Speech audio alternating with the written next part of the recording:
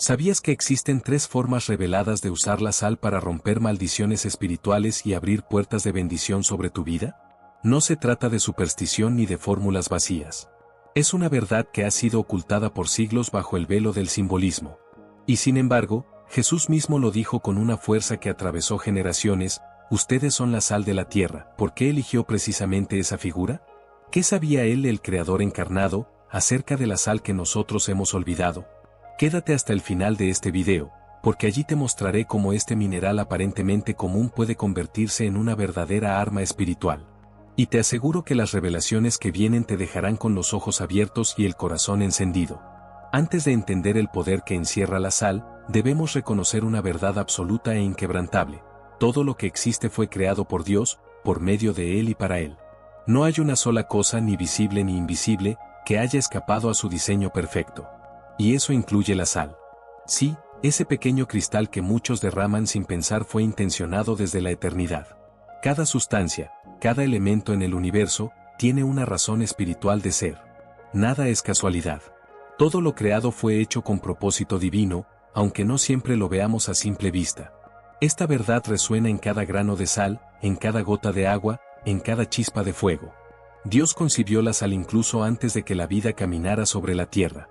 En el principio, cuando el caos estaba aún sin forma, y el Espíritu de Dios se movía sobre las aguas, los minerales ya estaban allí, obedeciendo la voz del Creador. La sal, como parte de esa estructura original, fue formada con un llamado eterno. Y aún hoy, lleva en su interior una autoridad que trasciende el plano físico. No es coincidencia que los sacrificios del Antiguo Testamento debían contener sal, ni que los pactos eternos fueran llamados pactos de sal. La sal no es solo sazón, es señal. Es marca del cielo sobre lo natural. ¿Ya experimentaste el poder de la sal en tu vida de oración? Cuéntanos tu testimonio en los comentarios. Muchos hermanos y hermanas se edifican leyendo lo que Dios ha hecho a través de elementos sencillos como este. Si alguna vez ungiste tus manos con sal, o la usaste en intercesión, y viste un cambio, compártelo.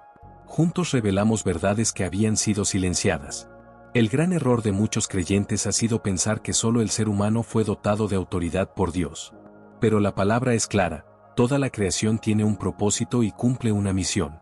El fuego fue creado para consumir. El agua, para dar vida. La sal, para preservar y purificar. Cada uno de estos elementos tiene una unción asignada desde el principio de los tiempos. Son extensiones del reino, instrumentos invisibles de la voluntad divina, y cuando los usamos con discernimiento y fe, nos alineamos con lo eterno. Reflexiona por un momento. Así como la sal evita que la carne se corrompa, ¿no será que también tiene poder para conservar la fe en medio de la prueba? ¿No es un símbolo vivo de resistencia, de integridad, de permanencia frente a la decadencia espiritual? Muchos han encontrado alivio y sanidad aplicando este principio. Una hermana en Cristo testificó que, al ungir sus manos con sal mientras oraba por provisión, experimentó un giro milagroso en su situación. No es magia. Es obediencia revelada. Porque la sal, cuando se usa con fe, se convierte en espada. En la antigüedad, se consideraba a la sal como algo casi divino. No solo conservaba alimentos, también simbolizaba lealtad, pureza y valor. Tan valiosa era, que en Roma era usada como moneda. De hecho, la palabra salario proviene de allí, porque los soldados y funcionarios públicos eran pagados con sal. Esa era su riqueza. Jesús, conociendo este contexto, eligió cuidadosamente sus palabras. Él hablaba en parábolas para enseñar, pero no todo lo que decía era mera metáfora. Así como el pan, el vino y el aceite tienen peso espiritual, la sal también lo tiene. Es un símbolo, sí, pero también es un canal. Es física, pero también es profética. ¿Por qué aceptamos sin resistencia el uso del aceite, pero miramos con sospecha el uso de la sal? ¿Por qué el aceite ha sido santificado en nuestra conciencia, mientras que la sal ha sido desacreditada por rumores, miedo y supersticiones? Algunos incluso afirman que la sal está ligada a rituales oscuros y prácticas de brujería. Pero esa es una mentira sembrada por el enemigo. Una distorsión diabólica que busca robar lo que Dios consagró. Recuerda lo que dijo Jesús en Juan 10, el ladrón no viene sino para hurtar, matar y destruir. Satanás no teme tanto a nuestros cánticos ni a nuestros sermones, pero tiembla cuando recuperamos lo que él ha querido ocultar. La sal, como muchas otras herramientas espirituales, fue arrebatada del conocimiento del pueblo de Dios mediante la ignorancia. El mundo espiritual siempre se manifiesta en lo físico. Así ha obrado Dios desde el principio. Él no necesita elementos para actuar, pero los usa para cumplir su voluntad, para hablarnos a través de lo tangible. ¿O acaso el aceite de la unción no es también una sustancia natural? Aparece más de 20 veces en la Escritura. Fue usado en el Antiguo Testamento para consagrar a los sumos sacerdotes, sus descendientes, el tabernáculo, sus utensilios y todo aquello que debía ser apartado para Jehová. Puedes encontrar ejemplos claros de esto en Levítico 8 y Éxodo 25. Pero hay un detalle que muchos pasan por alto. En Éxodo 30, se establece una advertencia severa. Nadie podía reproducir la receta del aceite sagrado para uso personal. No porque el aceite en sí tuviera poder, sino porque Dios lo había santificado mediante la obediencia. La unción no estaba en la mezcla, sino en el mandato. El aceite era símbolo de algo más grande, la presencia divina, la separación, la santidad. Era la obediencia a lo que Dios había dicho lo que abría la puerta al poder. No era la canela ni la mirra ni el olivo lo que hacía temblar al infierno, era la obediencia. Entonces, si Dios nos instruye a usar el aceite, lo usamos con fe. Pero si Dios también habla de la sal como lo hace repetidamente en la Escritura, ¿por qué callamos? ¿Por qué ignoramos una herramienta espiritual tan poderosa? ¿Será que hemos dejado que el ladrón nos robe esta verdad? La sal, al igual que el aceite, tiene un lugar sagrado cuando se utiliza bajo dirección divina. En Mateo 5, Jesús dijo, ustedes son la sal de la tierra. Esa declaración no es decorativa. Es un llamado. Es una identidad espiritual con implicaciones activas. Es un recordatorio de que estamos aquí para conservar lo eterno, preservar lo santo, purificar lo que se ha contaminado. Pero si olvidamos esto, si permitimos que el temor o la confusión doctrinal nublen lo que Dios dejó claro, entonces el enemigo ha logrado su objetivo, nos ha robado un arma del reino. Mira con atención las Escrituras. Solo 4 pasajes en el Nuevo Testamento mencionan la unción con aceite. En Lucas 7, María unge los pies de Jesús en un acto de adoración y entrega. En Santiago 5, los ancianos oran por los enfermos y los ungen como parte de un acto de fe y sanidad. En Hebreos 1, se declara que Dios ungió a su Hijo con el aceite de alegría, proclamando que su trono es eterno. ¿Qué nos dicen estos actos? Que Dios sigue usando lo material para revelar lo espiritual. Lo físico no es el fin, sino el canal. El símbolo no reemplaza la fe, pero la activa. Y si aún tienes dudas, piensa en el bastón de Moisés. ¿Era mágico? No. Era de madera. Sin embargo, cuando Jehová le preguntó, ¿qué tienes en tu mano? Moisés respondió, una vara. Y Dios le dijo, arrójala al suelo. Al hacerlo, se convirtió en serpiente. No porque la vara tuviera poder en sí misma, sino porque en manos de un hombre obediente, lo ordinario se convierte en extraordinario. A través de ese bastón, vinieron plagas, se dividió el mar, brotó agua de la roca. ¿Y qué decir de los profetas? Usaron agua, sal, aceite, mantos y hasta huesos. No adoraban esos objetos. No les atribuían poder mágico. Pero entendían que, cuando Dios lo ordena, hasta el polvo se convierte en espada. Todo lo que hemos dicho hasta aquí no nace de opiniones personales ni de interpretaciones humanas. Está escrito. Está en la Biblia. Ha sido olvidado por la tradición, silenciado por la religiosidad, pero no ha dejado de ser verdad. Hoy es el tiempo de recuperar lo que fue perdido, de consagrar lo que el enemigo quiso pervertir, y de recordar que la sal no es maldita, sino santa, cuando se usa con fe. Nada de lo que hemos dicho es invención humana. No se ha añadido ni quitado nada. Es la palabra de Dios. Es la verdad que arde desde los primeros capítulos del Génesis hasta las últimas visiones del Apocalipsis. Sin embargo, el enemigo, el gran usurpador, ha intentado desde siempre tomar lo sagrado y pervertirlo. Él no crea nada. Solo imita, distorsiona y roba. Y por eso, ha querido sembrar miedo y confusión sobre la sal, una de las herramientas que Dios mismo estableció como símbolo de pacto, juicio y purificación. En algunas culturas, cuando alguien atraviesa desgracias, se dice que está salado. Esta expresión, aunque parezca coloquial, tiene raíces profundas en la manipulación espiritual. Hay quienes asocian la sal con brujería, porque es cierto, brujos y hechiceros la usan para maldecir. Pero negar que exista el mal en el mundo sería ingenuo. Existen personas perversas. Existen actos demoníacos. Y también existen herramientas que han sido secuestradas por el infierno. No existe magia blanca que venga de Dios. Todo acto espiritual que no proviene del Espíritu Santo ni de la palabra es brujería, por muy inofensivo que parezca. El enemigo ha intentado apropiarse de lo que Dios creó para el bien. La sal, el aceite, el agua, los números, los colores, incluso los sonidos, todo ha sido copiado y corrompido para desviar a los hombres. Pero el hecho de que el diablo use algo no lo convierte en suyo. Al contrario, es evidencia de que tiene valor espiritual. Satanás no ofrece basura. Ofrece lo que ha robado. En Mateo 4, vemos con claridad cómo ofreció a Jesús los reinos de este mundo. Todo esto te daré si postrado me adoras. ¿Cómo se atreve a ofrecer lo que no le pertenece? Porque el hombre, al desobedecer, cedió esa autoridad que le fue dada por Dios. Lo que originalmente fue nuestro, pasó a estar bajo usurpación. Y aquí debemos hacer una pausa y reflexionar. ¿Somos conscientes de cómo el enemigo intenta corromper lo sagrado? ¿Estamos usando con reverencia las herramientas que Dios nos entregó? Porque nuestra lucha, como dice Efesios 6, no es contra carne ni sangre, sino contra potestades, autoridades y huestes espirituales de maldad en las regiones celestes. Ignorar esto es vivir dormido en medio de una guerra. La Biblia no solo reconoce el uso espiritual de la sal, sino que deja claro que fue Dios y sus profetas quienes la usaron primero.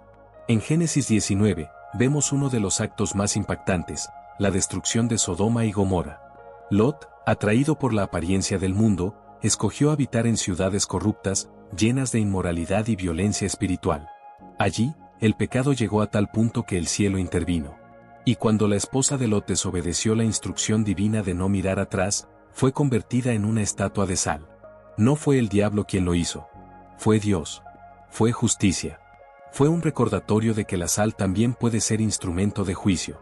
En Levítico 2, Dios establece un mandato específico y solemne: sazonarás con sal todas tus ofrendas. No dejarás que falte de tus ofrendas la sal del pacto de tu Dios. Esta orden es clara. Toda ofrenda debía tener sal. Sin excepción. No por gusto. No por tradición. Sino porque la sal era un elemento purificador. Era el sello del pacto. Era un símbolo visible de que aquello que se ofrecía debía estar libre de corrupción. Dios no aceptaba sacrificios sin sal, así como hoy no acepta adoración sin sinceridad. Más adelante, en 2 Crónicas 13, se menciona algo aún más profundo. ¿No saben ustedes que Jehová, Dios de Israel, dio el reino a David sobre Israel para siempre, mediante un pacto de sal? Aquí, la sal ya no es solo purificación ni juicio. Es alianza eterna. Dios usó un elemento terrenal para sellar un propósito celestial. Un mineral para marcar una promesa sin fin. A través de estos pasajes, emergen 3 atributos espirituales de la sal que no podemos ignorar: purifica, sella pactos, y ejecuta juicio. 3 dimensiones del reino contenidas en un simple grano blanco. Esto nos revela que la sal no es algo neutro en el mundo espiritual. Es un instrumento del cielo cuando se usa con fe. Es un reflejo visible de principios eternos. Es arma, es símbolo, es testimonio. Detengámonos por un momento. Pensemos sin temor ni religiosidad. ¿Por qué los brujos usan sal en sus rituales? ¿Por qué no escogen azúcar, o ceniza, o trigo? Porque saben. Porque entienden, más de lo que muchos cristianos han querido aceptar, que la sal tiene un peso espiritual que atraviesa los planos de lo visible y lo invisible. Ellos no la usan por tradición, sino por reconocimiento. La sal no es un invento humano.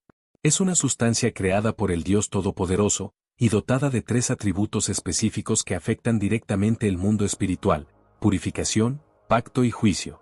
Y si alguien la utiliza fuera del diseño divino, puede causar un impacto destructivo. Pero el problema no es la sal, sino el corazón que la activa. El enemigo ha engañado al mundo entero y a muchos dentro de la iglesia, haciéndoles creer que la sal es una herramienta del mal. Pero eso es mentira. Una mentira estratégica. Porque si logra hacer que el pueblo de Dios abandone las armas que le fueron dadas, entonces gana terreno. Hoy entenderás que la sal no es una herramienta oxidada del Antiguo Testamento. Hoy verás que el pacto de sal sigue vigente, que no ha sido anulado por el paso del tiempo ni por la teología moderna. Si los cristianos dejaron de usarla, fue porque fueron hábilmente seducidos a olvidar. Pero hoy es el día de despertar. Hoy es el día de romper el engaño. Hoy es el día de la verdad. Gloria a Dios. Volvamos al origen. En los primeros capítulos de este estudio vimos cómo la esposa de Lot fue convertida en una columna de sal. Un acto de juicio divino relacionado con las ciudades de Sodoma y Gomorra. Pero no termina allí. En Deuteronomio 29, Dios describe lo que sucederá cuando las futuras generaciones y los extranjeros vean la tierra maldita: toda su tierra será azufre y sal, abrasada, no será sembrada, ni producirá, ni crecerá en ella hierba alguna, como en la destrucción de Sodoma, Gomorra, Adma y Zeboim, que Jehová destruyó en su furor y en su ira.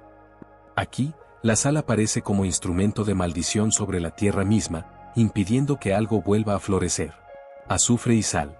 Juicio completo. Desolación perpetua. Y ahora entiendes por qué los brujos usan sal. Porque es poderosa. Porque la Escritura revela que puede maldecir una tierra. Pero lo que fue creado para juicio en manos de Dios, ha sido tomado como instrumento de destrucción por el enemigo.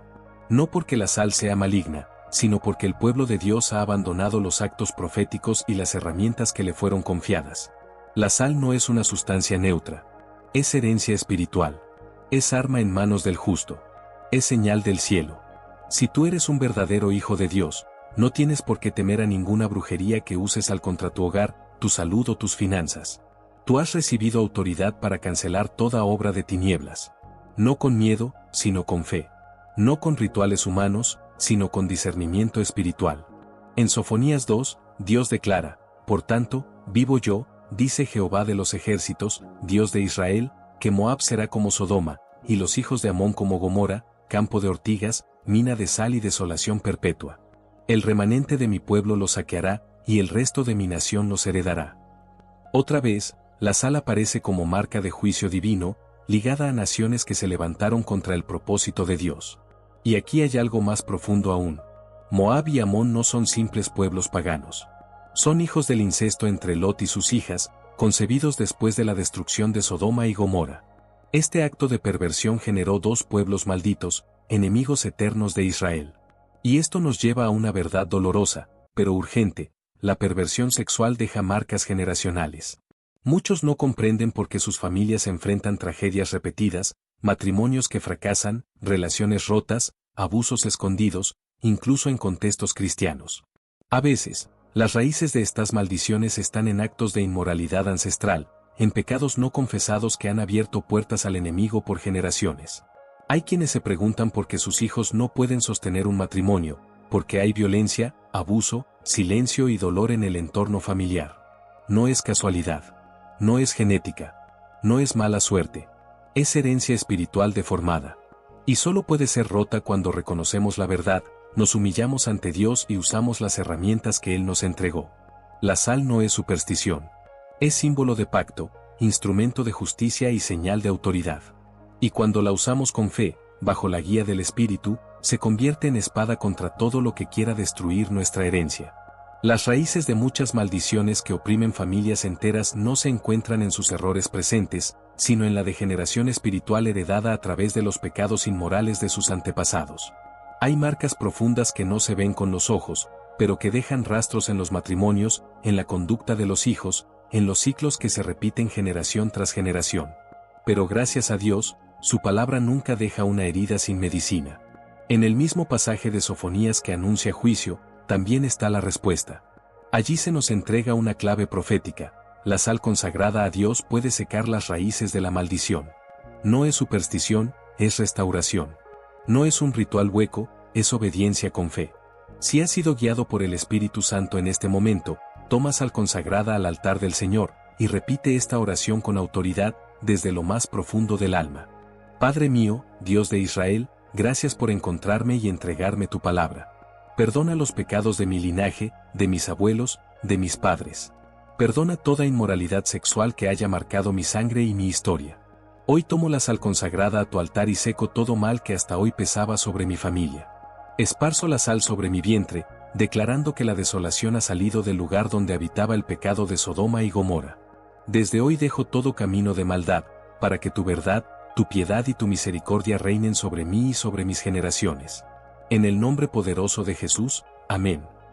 La sal es el único elemento en la Escritura que se utiliza tanto para bendecir como para maldecir. Es una herramienta de justicia en las manos del Eterno, y por eso el enemigo ha intentado usarla contra nosotros. Pero no temas. Jesús lo dijo con firmeza: ustedes son la sal de la tierra. Y luego preguntó: si la sal pierde su sabor, ¿cómo será restaurada? Es una advertencia para no perder nuestra autoridad espiritual. Porque la sal sin propósito se vuelve inútil. Y cuando la sal del reino es despreciada, el enemigo avanza. Pero si el pueblo despierta, si vuelve a tomar lo que es suyo, entonces el infierno retrocede. El Salmo 107 declara que Dios convirtió los ríos en desiertos y la tierra fértil en salinas por causa de la maldad. La sal, una vez más, aparece como marca de juicio. No debemos usarla para dañar, pero sí debemos entender su rol espiritual. Porque todo hijo de Dios debe saber cuándo se pelea y cuándo se perdona, cuándo se siembra paz y cuándo se defiende el territorio con la espada del Espíritu. Hoy hablamos de la sal como arma de guerra. Y como todo ejército que protege su nación, el pueblo de Dios debe estar alerta. Mientras no hay invasión, el ejército guarda sus armas. Pero si el enemigo entra al territorio, la sal debe ser esparcida como fuego en el campamento enemigo. Y hoy, el enemigo ya ha entrado. Ha tocado hogares, ha contaminado generaciones, ha abierto puertas en barrios, ciudades y naciones. Por eso, es hora de actuar. Ahora, te invito a hacer esta declaración profética con valentía, con fe inquebrantable, como guerrero del reino. Padre mío, Dios de Israel, hoy tomo la sal del pacto y la esparzo sobre mi ciudad, mi casa, mi vecindario, mi iglesia. Y en tu nombre seco todas las obras del enemigo, toda brujería, toda idolatría, toda maldad. Anulo todo pacto hecho por hechiceros y brujas sobre este lugar, y declaro un ultimátum. Si no se arrepienten, caerán bajo la mano poderosa del Dios viviente. Ato al hombre fuerte en el nombre de Jesús. Cancelo todo espíritu de venganza que intente levantarse contra mí y contra los míos. Y desde hoy y para siempre, la maldad no volverá a levantarse en esta ciudad. En el nombre de Jesús, que quede escrito, y que así sea hecho. La sal es poderosa. No en sí misma, sino cuando es activada con fe y obediencia. No la hemos terminado de comprender porque la hemos tratado como algo natural. Pero hoy sabes que es un instrumento sobrenatural. Es arma, es sello, es herencia. El pasaje más recordado sobre la sal se encuentra en la historia del profeta Eliseo. Un hombre que no heredó solamente el manto de Elías, sino una doble porción del Espíritu de Dios. En 2 Reyes 2, Eliseo se enfrenta a una ciudad cuya fuente de agua estaba contaminada, causando muerte y esterilidad. Pero no huyó, no construyó un pozo nuevo, no buscó solución humana. Fue a la raíz, al manantial, y allí arrojó sal. Y declaró con autoridad: así dice Jehová, yo sané estas aguas, no habrá más en ellas muerte ni esterilidad. Y el agua fue sanada hasta el día de hoy. Este acto no fue un truco ni un símbolo vacío. Fue un acto profético. Fue Dios actuando a través de lo que él mismo había creado. La sal fue usada para purificar las aguas. Pero no fue la sal quien lo hizo. Fue Dios, usando la obediencia de su siervo. Así como en Ezequiel 43, donde se nos instruye que, después del sacrificio de expiación, se debe ofrecer un becerro sin defecto y un carnero sin mancha. ¿Y qué hace el sacerdote? Espolvorea sal sobre ellos antes de ofrecerlos como holocausto. Este detalle no es menor. Es una señal. Ninguna ofrenda podía ser entregada sin pasar por el proceso de purificación con sal. Esto revela el valor espiritual de la sal en los rituales del antiguo pacto. No era solo un condimento. Era un filtro espiritual. Una barrera contra la corrupción. Reflexiona por un instante en lo que ofreces al altar hoy. Por ejemplo, el dinero. ¿Sabes por cuántas manos ha pasado antes de llegar a ti? ¿Qué caminos recorrió antes de convertirse en diezmo o en ofrenda? Puede haber pasado por manos de asesinos, estafadores, traficantes, brujos. Puede haber sido usado para oprimir, para prostituir, para corromper. Pero cuando ese dinero llega a las manos de un hijo de Dios que entiende el poder de la sal, puede ser purificado. La sal consagrada es un arma invisible que limpia lo impuro, redime lo contaminado y consagra lo que está por ser entregado al cielo. Por eso, si deseas consagrar sal para Dios, hazlo con reverencia. No lo hagas por emoción. Hazlo por convicción. Compra un paquete nuevo de sal. No uses el que ya tienes en casa. Ese será exclusivamente para Dios. No debe mezclarse con tu cocina, ni con lo cotidiano. Esa sal será un instrumento consagrado. De la misma forma, consagra el recipiente. No tomes una botella vacía que encuentres en la despensa. Compra algo nuevo, algo limpio, algo que represente honor. Porque lo que se consagra al Señor no debe ser común. Este principio también se aplica al aceite. Hay iglesias que entienden esto y, antes de recibir los diezmos y las ofrendas, esparcen sal sobre ellos y oran, basándose en lo que está escrito en Levítico 2.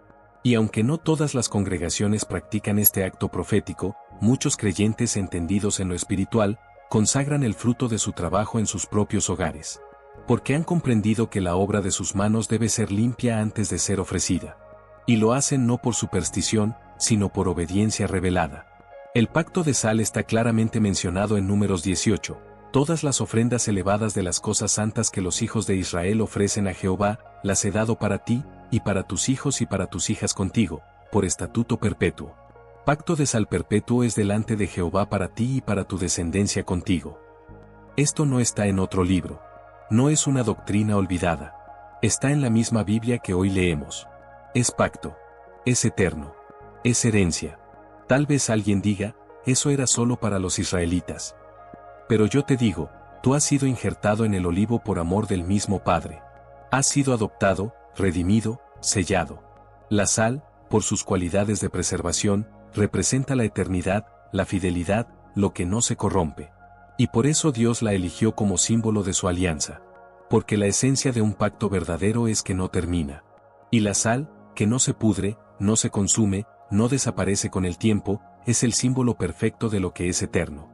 En las culturas antiguas de Oriente, donde las arenas del desierto guardaban más secretos que las bibliotecas de los imperios, la sal no era simplemente una sustancia para conservar los alimentos. Era un lenguaje. Un símbolo vivo. Era el testigo silencioso de pactos que ni siquiera la muerte podía romper. Porque la sal, al evitar la descomposición, fue entendida como un reflejo de lo eterno, de lo que permanece, de lo que no se corrompe. Así nació la costumbre. Quienes compartían una comida con sal se comprometían a no traicionarse jamás. Era un acto sagrado, incluso entre enemigos. Comer sal juntos sellaba un juramento que iba más allá de las palabras. Se decía que aquel que probaba la sal de un hombre se convertía en su amigo de por vida. Y este entendimiento no era folclórico, sino espiritual. Por eso, el Eterno estableció que toda ofrenda presentada en su altar debía llevar sal. Cada sacrificio debía recordar la relación entre Dios y su pueblo. Porque un pacto sin fidelidad es solo humo. Y la sal, como símbolo de lealtad, debía estar presente como garantía de compromiso perpetuo. El que rompía un pacto de sal, en los tiempos bíblicos, estaba sujeto a juicio mortal, como menciona Números 18. La traición a este tipo de alianza no se tomaba a la ligera. Era romper algo eterno. Una historia moderna lo confirma. Un historiador americano viajaba por una región del Medio Oriente. Sin darse cuenta, la noche lo alcanzó en una zona peligrosa. Las rutas eran solitarias, los caminos inciertos, y los rumores sobre asaltantes eran reales. Sin embargo, decidió acercarse a una tienda en medio del desierto. Probablemente, esa tienda pertenecía a quienes robaban a los viajeros extraviados. Pero el viajero, impulsado por la necesidad, se presentó ante el dueño del lugar. Le explicó que la ciudad a la que se dirigía quedaba aún muy lejos, y que el camino de noche era mortal. El dueño de la tienda lo miró con dureza y le dijo, ¿acaso no sabes que soy un ladrón? ¿Cómo sabes que no te mataré y me quedaré con tus pertenencias? El extranjero, con calma, respondió, sí, sé que eres ladrón, pero quiero hacer contigo un pacto de sal. Entonces, algo cambió en el rostro del hombre. Bajó la mirada, respiró hondo y dijo, pasa, bendito de Jehová. Siéntate. Preparó la mesa, colocó pan y lo sazonó con sal. Comieron juntos. Esa noche, no solo hubo hospitalidad. Hubo santidad. Al amanecer, el ladrón estaba en pie, vigilante, protegiendo todo lo que el viajero poseía. No solo no lo tocó, sino que lo escoltó hasta la ciudad, protegiéndolo como si fuese su hermano. Porque un pacto de sal, para los que lo entienden, es un servicio ante el Dios vivo. Es un acto sagrado que no se rompe ni con la muerte. Hasta el día de hoy, el pacto de sal sigue vigente en muchas regiones del este. Aún se hacen tratos sin contratos, sin firmas, sin testigos, solo con un plato de comida sazonada con sal. Un comerciante va a comprar 100 ovejas, pero al llegar, el pastor le ofrece 300. El comprador duda, porque no tiene el dinero suficiente. Entonces el pastor le dice, hagamos un pacto de sal. Yo te entrego las 300 ovejas hoy, y tú me pagas por las 200 restantes en 60 días. Comen juntos. La sal está en la mesa. No hay papeles. Solo palabra, honor y sal. Y el acuerdo se cumple. Este es el peso espiritual del pacto de sal. No es solo una tradición humana. Es una huella de la eternidad en lo cotidiano. Una memoria viva del carácter de Dios, fiel, duradero, incorruptible. Así como la sal preserva la carne de la descomposición, el pacto de Dios preserva nuestras vidas de la corrupción del mundo. Y así como la sal impide que lo puro se pudra, la obediencia impide que el pacto se rompa. 30 días después, el comerciante fallece. Pero su hijo, conocedor del pacto que su padre había hecho con el pastor, no dudó. A los 60 días, tal como había sido establecido, regresó con el dinero restante y lo entregó al pastor, honrando la palabra de su padre y el pacto de sal que se había sellado. ¿Y por qué lo hizo? Porque entendía algo que muchos hoy han olvidado: el pacto de sal es compromiso perpetuo, incluso más allá de la muerte. Es una relación equilibrada, una alianza entre el cielo y la tierra, entre Dios y el hombre, donde ambas partes asumen responsabilidades. No se puede decir: Señor, hago un pacto contigo, y luego vivir en desobediencia, ignorando sus caminos. Dios honra a los que lo honran. No busca palabras, sino fidelidad. El pacto de sal no es un símbolo romántico, étnico o cultural. Es una estructura espiritual de lealtad mutua. Su promesa es clara: Él será tu padre, y tú serás su hijo. Pero para que esa herencia sea activa, hay que recordar los mandamientos del Señor. No se trata de legalismo, sino de coherencia. El mismo Dios que estableció el pacto en los altares también estableció su palabra como guía. En Éxodo 20 leemos sobre el Valle de la Sal, el lugar donde la victoria no fue solo un milagro, fue el resultado de una batalla con pacto. En 2 Samuel 8 se narra que David fue exaltado por el pueblo tras regresar de derrotar a 18,000 arameos en el Valle de la Sal. No fue una victoria común. Fue un parteaguas en la historia militar de Israel. En ese mismo valle, más tarde, mató a 10,000 edomitas. Tiempo después, Amasías reunió a su ejército y descendió al Valle de la Sal, donde aniquiló a 10,000 hombres de Seir. Ese valle, cuyo nombre perdura hasta hoy, no fue solo un escenario de guerra, fue el campo de prueba del pacto de sal sobre la cabeza de los ungidos. Los eruditos aún no saben con certeza dónde se encuentra ese valle. Pero no importa su ubicación geográfica. Lo que importa es lo que representa: es el lugar donde los pactos son puestos a prueba, donde las palabras se convierten en espadas, y donde el que honra a Dios ve su mano levantada en victoria. David no ganó esa batalla por suerte. Estaba en desventaja. Enfrentaba a ejércitos numerosos, formados, armados. Pero tenía algo que el enemigo no tenía: la alianza invisible del Dios eterno, sellada con sal desde generaciones atrás. Ahora bien, quiero que entiendas algo que cambiará tu manera de vivir la fe: si no peleas tus batallas, no ganarás tus guerras. Crecimos repitiendo: Dios pelea por ti. Y es cierto, pero no es toda la verdad. Dios ganó la guerra. El enemigo ya ha sido vencido. La cruz selló el final de la condenación. Pero tus batallas diarias, tus luchas familiares, tus guerras espirituales, requieren de ti. Dios te da la armadura, pero tú debes ponértela.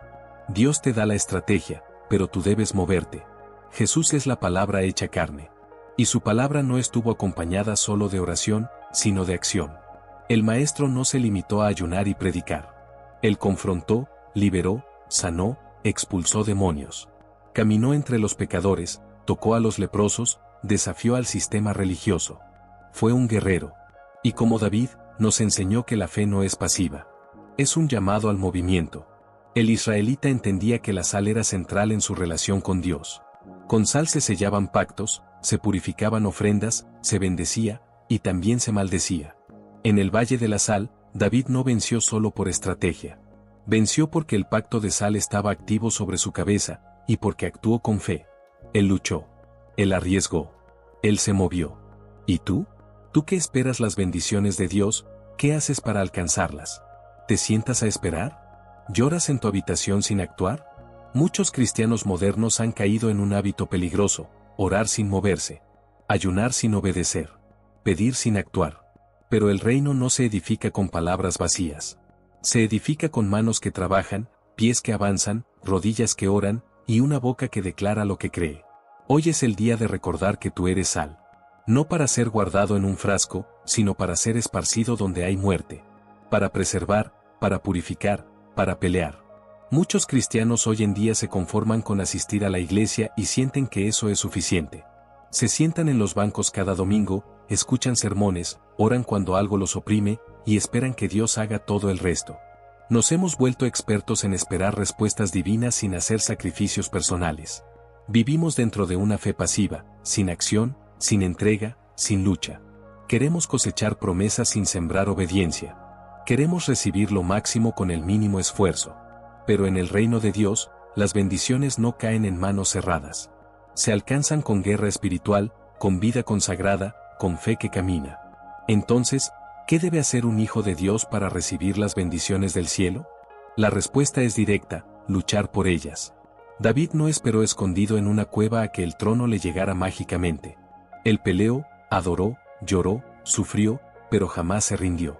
La sal, en su historia, es testigo de bendición y de maldición. Quien entra en batalla con el corazón dispuesto a obedecer, encuentra en la sal un escudo celestial.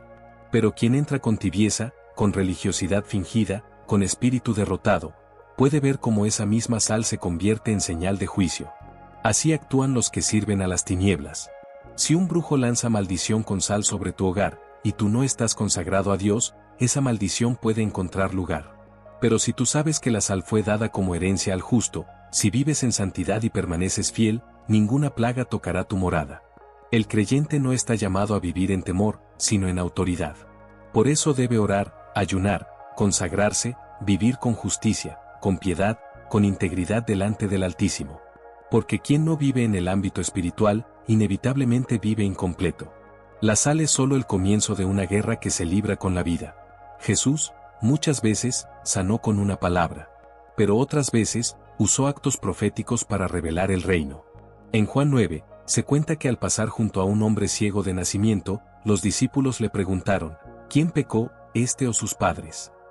Jesús respondió: ni él ni sus padres. Esta situación existe para que las obras de Dios se manifiesten en él. Luego, escupió en la tierra, hizo barro con su saliva y lo colocó sobre los ojos del ciego. Entonces le dijo: ve al estanque de Siloé y lávate. El hombre obedeció, se lavó, y regresó viendo. ¿Captas el poder de este acto? La tierra era solo tierra. La saliva, simplemente saliva. Pero cuando Jesús, el Hijo del Dios viviente, une lo natural con lo espiritual, lo invisible se materializa. El polvo fue usado para crear al hombre en el principio. El agua fue dada para dar vida. Jesús toma ambos elementos, los une con autoridad, y el milagro ocurre. Pero no termina ahí. El verdadero punto de quiebre fue la obediencia. El milagro no se completó hasta que el hombre fue, se lavó, y regresó viendo. Muchos aún no comprenden este principio. Piden, oran, ayunan, pero no se mueven. No obedecen. No aplican lo que el Espíritu ya les mostró. Pero el reino no se activa con emoción, sino con acción. Cuando se transfiere lo espiritual a lo físico, nacen los milagros. Cuando tú actúas conforme a lo que crees, lo eterno entra en tu mundo. Hasta las plantas que Dios creó para sanar comenzaron como pensamiento en el espíritu. Antes de ser raíz, fueron palabra. Antes de crecer en el campo, existieron en el corazón del Creador. Muchas medicinas actuales, como la aspirina o la morfina, vienen de estas plantas. Son materiales o espirituales. A simple vista, son naturales. Pero su origen fue celestial. Porque todo lo que fue creado, fue primero concebido por Dios. Como dijo Jeremías: antes que te formara en el vientre, te conocí. Así también, la sal vista por muchos como algo común, es en verdad una herramienta espiritual con propósito eterno. Muchos creyentes hoy caminan como si ya hubieran llegado. Se congregan, oran de vez en cuando, cumplen con lo mínimo, y esperan del cielo lo máximo. Pero el reino no responde a la mediocridad espiritual. No es tierra para conformistas. Es tierra de conquista, de batalla, de pacto. Hemos aprendido a vivir con las manos vacías, esperando que Dios haga todo, sin entender que sus promesas son firmes, pero exigen participación. Él ya venció la guerra, sí. Pero tú debes pelear tus batallas. David lo entendía. Por eso entró al valle de la sal con espada en mano, con el pacto sobre su cabeza, y dispuesto a morir por la victoria. Porque la sal, como dijimos, puede bendecir o maldecir. Si entras a la batalla con fe, obediencia y consagración, la sal se convierte en escudo, en sello, en fuego que limpia. Pero si entras con corazón tibio, con vida doble, con religiosidad vacía, esa misma sal puede ser el testigo de tu derrota. No porque Dios te castigue, sino porque la sal no funciona en manos frías. Cuando el impío lanza maldición con sal, y el justo no vive en fidelidad, esa maldición puede tener efecto.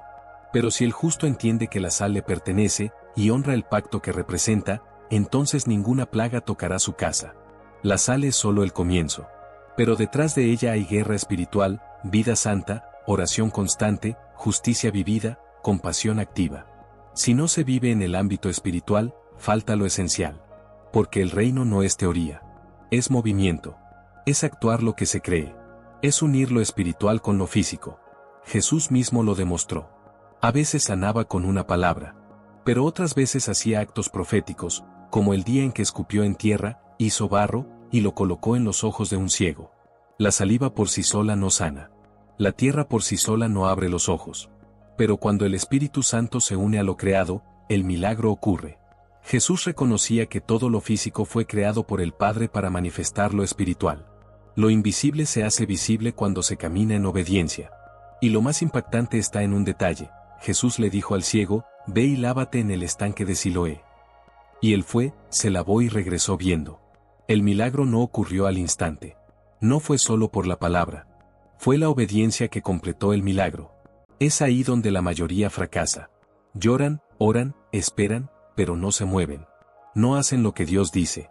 No aplican lo que el Espíritu les revela. Pero es en la acción que se activa la gloria. Es cuando tú caminas, cuando tú obedeces, cuando tú aplicas, que lo espiritual se une con lo físico. Y entonces el cielo se manifiesta en la tierra. La sal sigue viva. El pacto sigue vigente. Las promesas de Dios no han caducado. Pero el pueblo debe levantarse. Debe actuar. Debe pelear. Debe ser sal de la tierra, y no solo un espectador del reino. Si esta palabra tocó tu espíritu, compártela con alguien que necesita abrir los ojos. Dale like, suscríbete al canal y activa la campanita de notificaciones. Porque el mensaje no es para quedarse en ti, sino para despertar a otros. Escribe en los comentarios, ¿qué revelación Dios te dio a través de la sal? ¿Has usado sal en oración? ¿Has vivido un milagro después de aplicar un acto profético? Tu testimonio puede encender la fe de alguien que hoy está a punto de rendirse. No somos llamados a entender todo, sino a obedecer lo que Él ya nos mostró. Y si tú obedeces, entonces verás.